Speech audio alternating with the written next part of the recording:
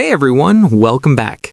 In this quick tutorial, I'll show you how to save your Tableau workbook as a packaged workbook, so you can easily share it with others without missing data or resources. First, check whether your workbook connects to enterprise or non-file data sources, such as SQL Server, Oracle, or MySQL. These types of connections are not automatically included when you share a normal workbook, so you need to create a data extract. Go to the data pane on the left side of the workbook, right-click the data source, and choose Extract Data. When the Extract Data dialog box appears, click Extract to pull all the data into the workbook.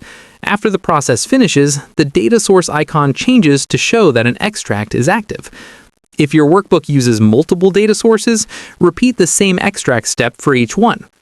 Once all extracts are ready, go to the top menu and select File, then choose Save As.